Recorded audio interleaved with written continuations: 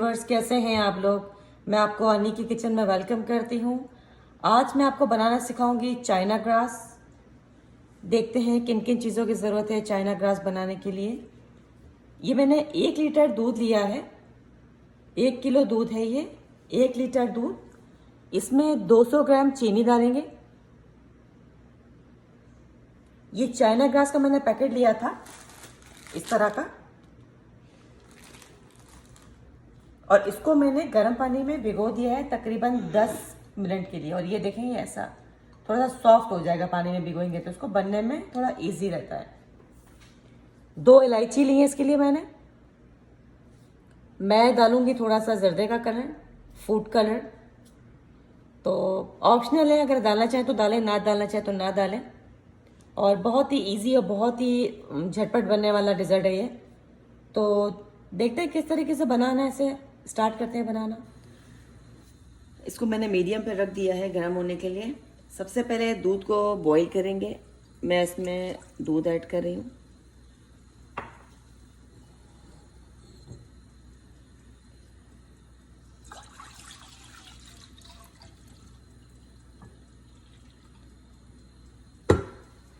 ये मैंने इसके अंदर दूध डाल दिया है। अब मैं दूध को बॉईल होने के लिए रखा है मैंने। दूध में जब बॉईल आएगा तब मैं आपको दिखाऊंगी, तब मैं ग्रास जो मैंने आपको दिखाया तब मैं इसके अंदर डालूंगी। मैं आपको दिखाती हूँ।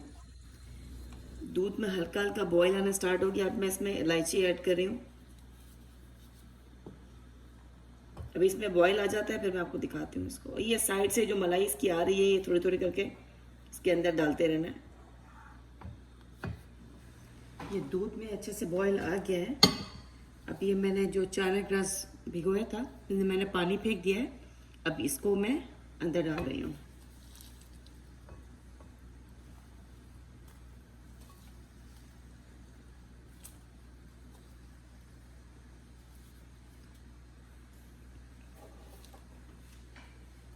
अब इसको अंदर अच्छे से इसको पूरा गला लेना है अच्छी तरीके से, कि ये जो इसके जो जिस तरीके का था ना, ये इस तरह का दिखना नहीं चाहिए अंदर।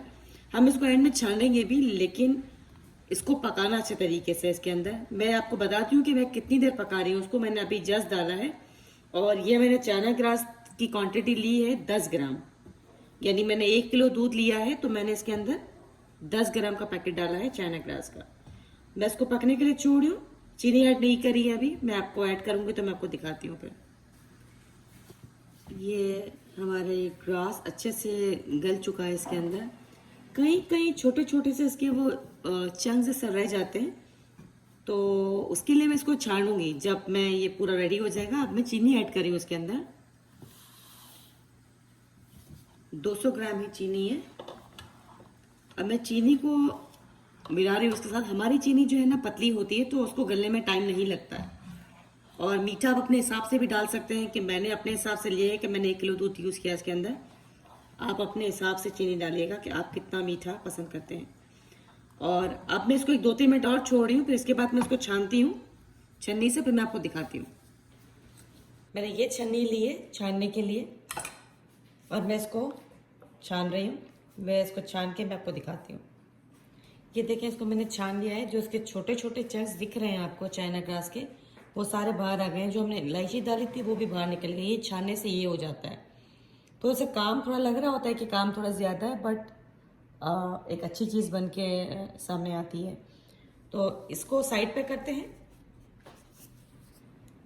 अब मैंने ये 2 थालियाँ ली है। इसमें मैं ये डाल रही हूँ। इसमें डालूंगी और इसमें डालूंगी आधा आधा, इसमें डालूंगी। मैं आपको डाल के दिखाती हूँ। ये मैंने लिया था फूड कलर। आप चाहें तो ग्रीन कलर हो या पिंक कलर हो, आपकी मर्जी से। तो आप में दूध में साथ मिला दें, वो कलर वाला बन जाएगा।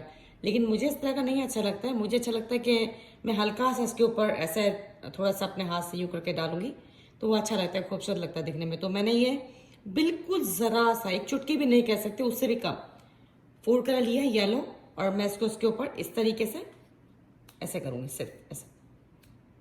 मैं सबको कर लेती हूँ, मैं आपको फिर दिखा रही हूँ।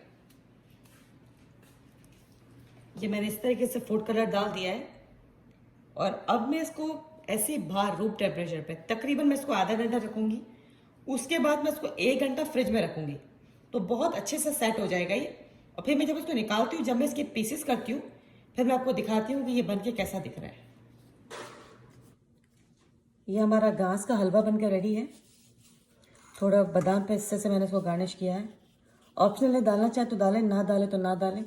और ये देखें, जो मैं आपके सामने मैंने दर्जे के कलर के ड्रॉप्स डाले थे फूड कलर के, कितना अच्छा खूबसूरत बन जाता है इससे। अब इसको काट के दिखाती हूँ मैं आपको। आपके ऊपर डिपेंड है कि आप इसके मोटे पीसेस काटें या छोटे काटें, जैसे आपका मर्जी है आपकी।